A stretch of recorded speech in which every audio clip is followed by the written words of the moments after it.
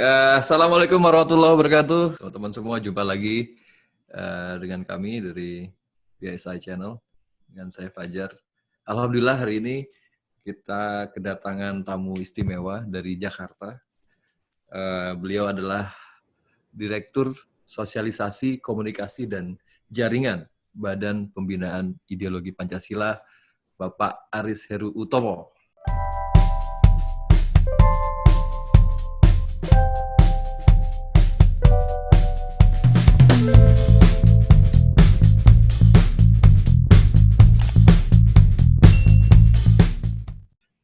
Assalamualaikum Pak Aris.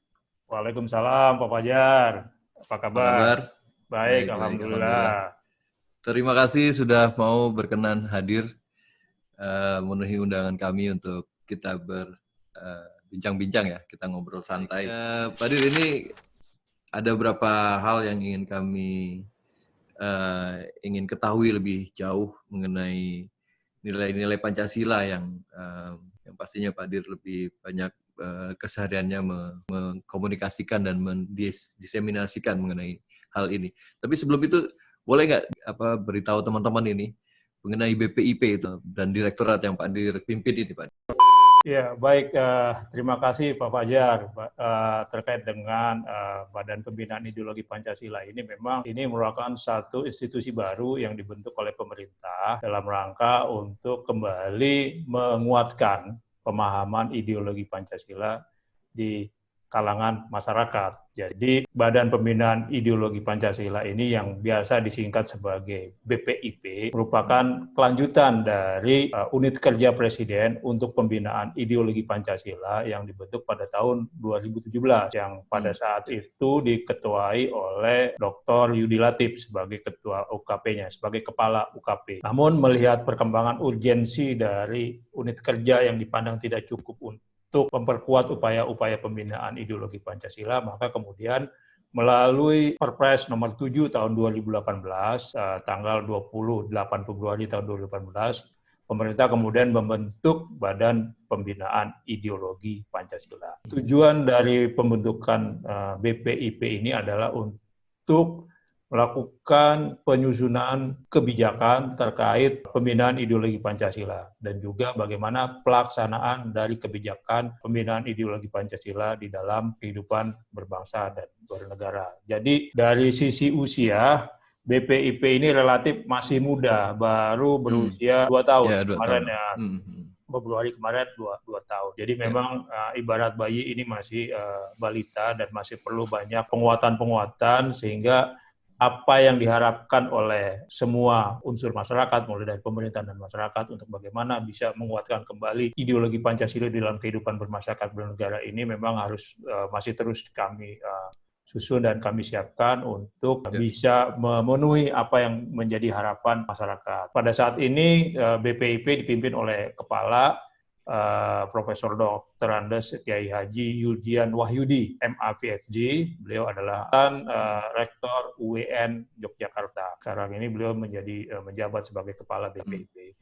Nah, di bawah BPIP ini sendiri memang ada berbagai kedeputian yang bertugas melaksanakan kegiatan-kegiatan atau program-program kegiatan dari BPIP yang sesuai dengan tugas pokok dan fungsinya. Jadi ada 5 kedeputian. Yang pertama adalah Deputi Hubungan Antar Lembaga, Sosialisasi, Komunikasi, dan Jaringan.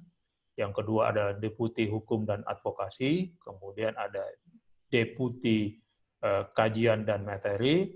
Yang keempat ada Deputi Pendidikan dan Pelatihan, dan yang kelima Deputi Pengendalian dan Evaluasi. Saya sendiri berada di bawah Deputi Hubungan Antar Lembaga, Sosialisasi, Komunikasi, dan Jaringan. Saya menangani tugas khusus terkait dengan masalah sosialisasi, komunikasi, dan jaringan. Jadi saya berada di Direktorat Sosialisasi, Komunikasi, dan Jaringan. Salah satu tugasnya adalah membuat kebijakan strategis terkait dengan masalah sosialisasi, komunikasi, dan jaringan pembinaan ideologi Pancasila, dan juga melaksanakan kebijakan strategis yang sudah kami buat. Begitu kira-kira Pak Fajar.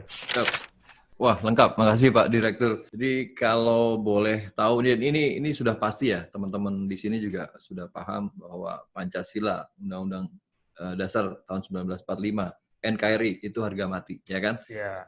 Itu sudah pasti. Dan hanya mungkin yang ingin kami tahu mengenai apa saja sebenarnya tantangan terbesar, ya, terutama yang terkait dengan tugas-tugas Pak Aris ini sebagai Direktur Sosialisasi Komunikasi dan Jaringan di BPIP, yang pastinya banyak mendorong sosialisasi ya, peningkatan pemahaman, kemudian bagaimana menerapkan dan menghayati nilai-nilai Pancasila itu ya, pasti penuh tantangan. Nah, ini yang tantangan terbesar dan menjadi prioritas kita dan harus kita perhatikan tuh apa, Pak? Ya, jadi Pak Fajar, kalau kita bicara mengenai Pancasila, sebetulnya tidak terlepas dari apa yang disebut tadi kalau dulu MPR menyebutnya sebagai 4 pilar kebangsaan. Nah, ini itu kalau kita singkat sebetulnya sebagai PBNU, yaitu Pancasila, Bhinneka Tunggal Ika, NKRI, dan Undang-Undang Dasar 1945. Jadi sebetulnya, jadi ini memang merupakan kesepakatan bangsa yang harus tetap diperlihatkan. Nah, ketika kita bicara mengenai Pancasila, kita bicara mengenai ideologi berbangsa dan bernegara. Bagaimana kita sepakat untuk menggunakan Pancasila untuk melaksanakan kehidupan berbangsa dan bernegara ini secara baik, secara rukun, secara bergotong royong, sehingga apa yang menjadi cita-cita tujuan bersama dalam kita berhidup, bermasyarakat, dan bernegara ini bisa terlaksana. Nah, ini disinilah makanya kemudian pentingnya kita mulai menanamkan kembali nilai-nilai Pancasila di dalam kehidupan bermasyarakat. Karena sejalan dengan perkembangan teknologi informasi, perkembangan global, dan juga dinamika politik di dalam negeri dan juga di luar negeri, ini menjadi tantangan tersendiri untuk bagaimana untuk senantiasa bisa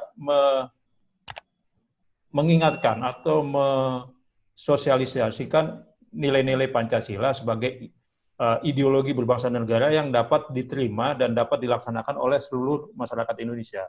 Nah, tantangan terbesarnya yang kita lihat bahwa ini ada keterputusan pembinaan sejak kita kemerdekaan sehingga sekarang ini, di mana misalnya yang mudah bisa kita lihat bahwa sejak reformasi tahun 1998 sudah tidak ada lagi pembinaan atau pembelajaran mengenai Pancasila di masyarakat, baik secara formal di lingkup pendidikan ataupun di pemerintahan, dan juga di kegiatan-kegiatan informal di kemasyarakatan. Jadi seolah-olah ada semacam trauma di masyarakat bahwa bicara Pancasila, bicara tentang misalnya orde yang sebelumnya, misalnya bicara tentang orde baru, begitu ya. Jadi ada kekhawatiran bahwa bicara tentang Pancasila berarti bicara tentang bagaimana mengembalikan kekuasaan yang sifatnya di dalam tanda petik banyak menilai sebagai sifatnya lebih otoriter gitu ya. Padahal kalau kita melihat di setiap zaman itu punya cara masing-masing untuk membina ideologi gitu kan. Mulai dari zaman Pak Bung Karno, kemudian Pak Harto, sampai kemudian sekarang ini tentunya punya cara-cara masing-masing. Nah, kalau kita tadi bicara mengenai misalnya trauma mengenai pembinaan Pancasila di masa Orde Baru, nah tentunya kita tidak bisa begitu saja mengabaikan hal-hal yang sebetulnya juga banyak hal-hal yang baik di dalam pembinaan Pancasila di masa lalu begitu. Nah, ini sebetulnya yang harus kita tetap pertahankan. Nah, hal-hal yang kurang di masa lalu kita perbaiki dan kita laksanakan di dalam pembinaan ideologi bangsa dan negara ini di ke depan. Karena apa? Kalau kita bicara mengenai ideologi, kita tidak bisa bicara tidak lepas sebetulnya yang disebut dengan indoktrinasi gitu ya. Bagaimanapun yang namanya ideologi itu akan harus selalu tetap didoktrinkan gitu, tetap diajarkan kepada masyarakat. Kita kadang-kadang alergi mengenal kata indoktrinasi, seolah-olah kayak pemaksaan gitu, seperti harus masukkan camp tertentu, dididik semacam cuci otak. Enggak, sebetulnya enggak seperti itu. Indoktrinasi itu sebetulnya lebih kepada upaya-upaya bagaimana memberikan pemahaman. Karena kalau kita melihat di berbagai negara misalnya, yang namanya indoktrinasi tetap selalu dilakukan. Bahkan di negara-negara maju seperti misalnya Amerika Serikat, Jepang, mungkin juga di Taiwan sendiri pasti ada upaya-upaya untuk terus melakukan indoktrinasi kepada warganya untuk bagaimana bisa menjaga, memelihara semangat patriotisme dan nasionalisme di kalangan masyarakat. Jadi misalnya, mungkin yang gampang misalnya ya, bila kita melihat di Amerika Serikat misalnya, coba perhatikan dengan seksama misalnya ketika kita menonton film misalnya ya, kita perhatikan hampir semua film-film Amerika itu selalu menampilkan bendera Amerika. Ini secara tidak langsung kan mengajarkan kepada masyarakat, mulai dari anak-anak usia dini hingga masyarakat umumnya itu, bagaimana dimanapun bahwa negara tetap menjadi prioritas, jadi kepentingan negara menjadi prioritas dan harus tetap didukung dengan cara mengenalkan melalui misalnya bendera. Nah, berbagai cara memang terus dilakukan tentunya dalam mengindoktrinasi nilai-nilai ideologi ini kan tidak harus seperti zaman-zaman mungkin zaman Orde Baru. Di era sekarang justru mesti kita bisa menggunakan cara-cara yang lebih kekinian, yang kalau bahasa anak muda itu lebih milenial begitu ya. Nah, itu yang harus selalu kita sekarang ini lakukan. Karena kita juga bisa mencontoh misalnya di Jepang gitu ya, bagaimana mereka bisa menanamkan nilai-nilai disiplin, nilai-nilai semangat untuk terus maju misalnya melalui penggunaan film-film kartun misalnya ya. Mungkin kita juga pernah nonton nih, mungkin kalau yang zaman kecil-kecil dulu, pada masa-masa tahun 80-an atau 90-an kita nonton yang namanya film kartun Kapten Tsubasa. Mungkin Pak Fajar pernah nonton ya. Nah, itu bagaimana seorang pemain sepak bola bisa menumbuhkan semangat nasionalisme sehingga memicu semangat masyarakat Jepang, terutama generasi muda untuk mencintai sepak bola dan memajukan sepak bola untuk kepentingan bangsa gitu. Padahal kalau kita lihat di tahun 80-an sepak bola Jepang itu kan boleh dikatakan masih agak tertinggal gitu ya dibandingkan negara-negara lain gitu kan. Apalagi misalnya dibandingkan negara-negara Timur Tengah, bahkan dengan Indonesia pun mungkin masih sering kita bisa saling mengalahkan begitu ya pada saat itu.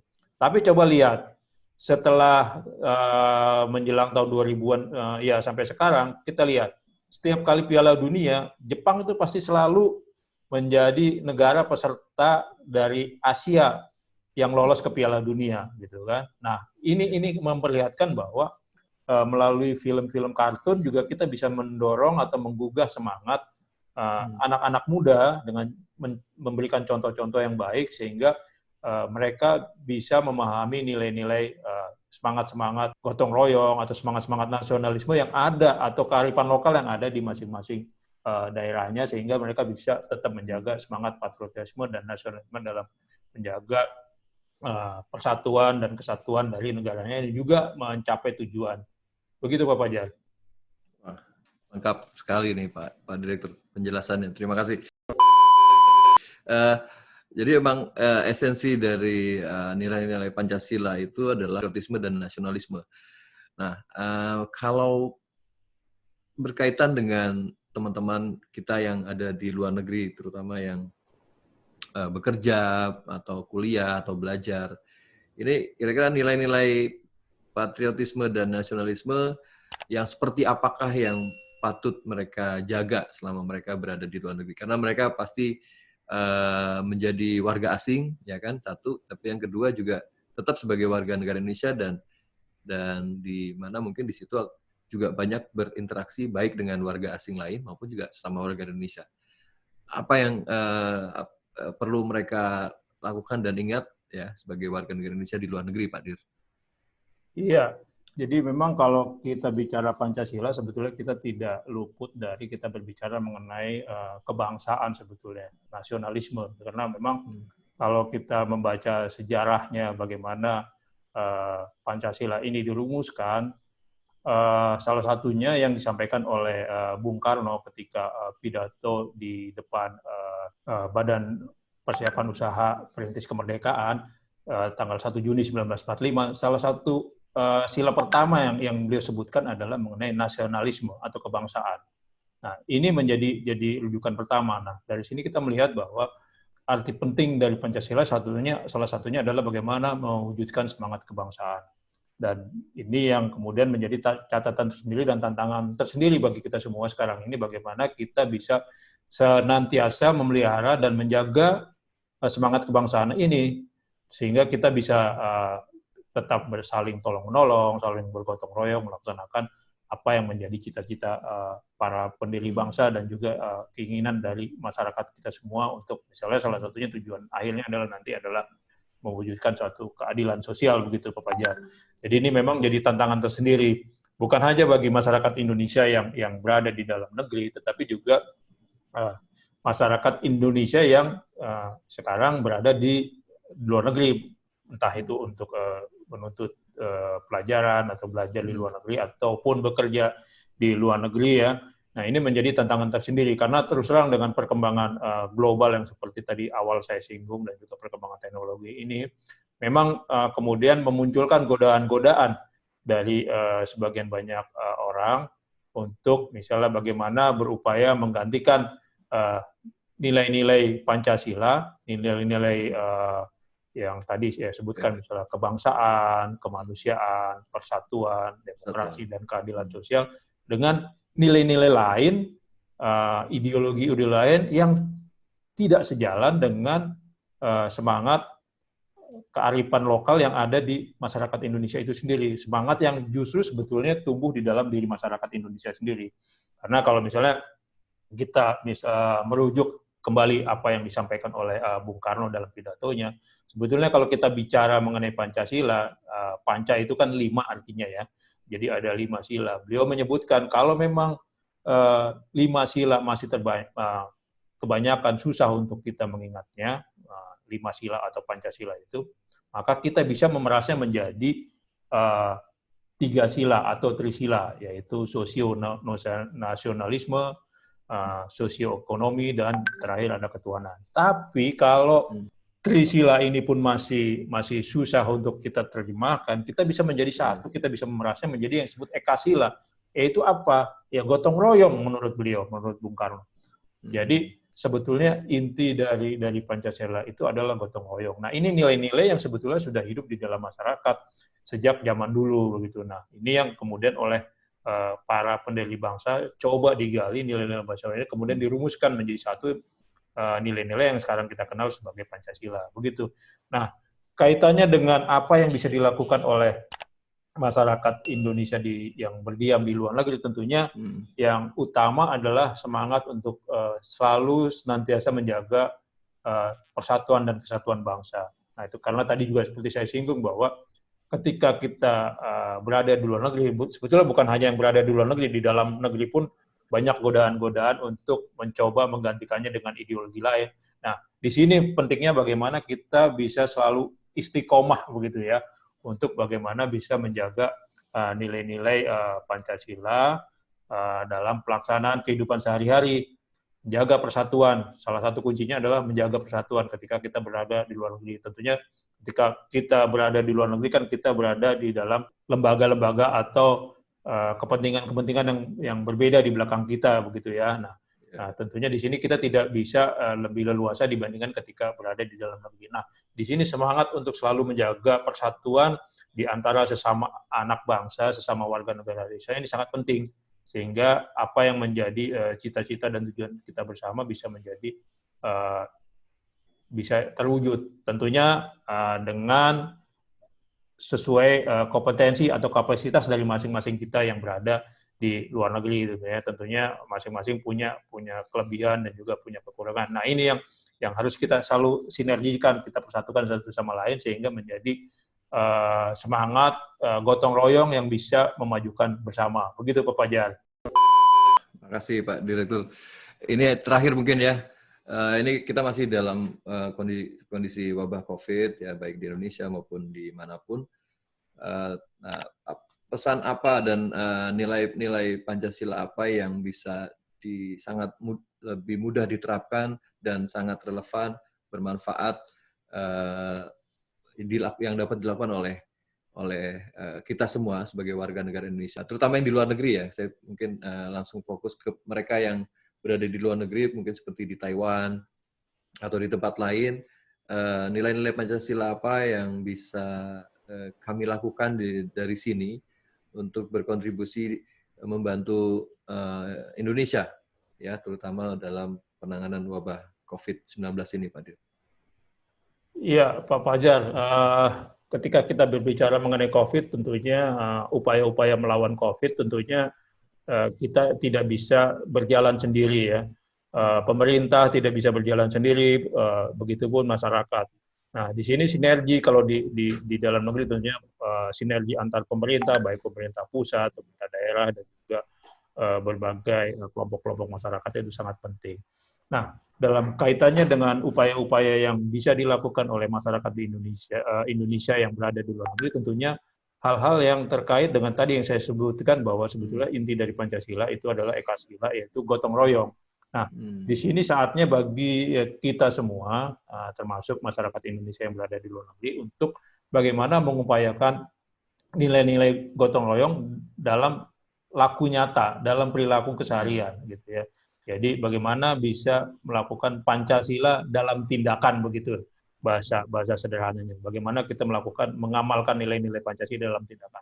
Salah satunya adalah tentu dengan bergotong royong, tolong menolong untuk tidak ikut menyebarluaskan virus corona ke dalam masyarakat Indonesia. Jadi dalam keadaan ini misalnya mungkin masyarakat Indonesia yang berada di luar negeri bermaksud akan pulang, baik karena studinya sudah selesai, ataupun masa kerjanya sudah selesai, mungkin bisa mematuhi apa yang sudah dihimbau oleh pemerintah untuk mengikuti segala prosedur, misalnya melakukan isolasi diri, gitu ya, karantina mandiri, begitu. Nah, ini pemerintah sudah berupaya untuk menyediakan mekanismenya juga dengan caranya. Nah, ini mungkin salah satu yang perlu dilakukan untuk bisa mencegah penyebarluasan virus corona yang dibawa dari luar Indonesia.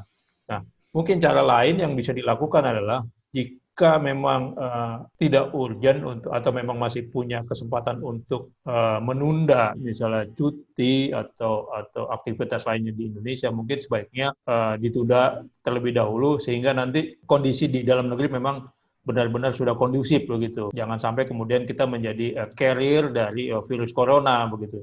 Jadi mungkin itu salah satu cara real yang bisa kita lakukan, bagaimana kita bisa menerjemahkan Pancasila dalam tindakan melalui gotong royong. Mungkin itu yang cara yang bisa kita lakukan. Jadi kalau balik lagi ke kita, ini ada istilah yang selalu didengung-dengungkan oleh Bung Karno nih, istilahnya mengenai kolopis kuntul baris, gitu. Itu bahasa Jawa yang artinya Jawa, tolong gitu ya, tolong menolong, gotong tolong royong. menolong.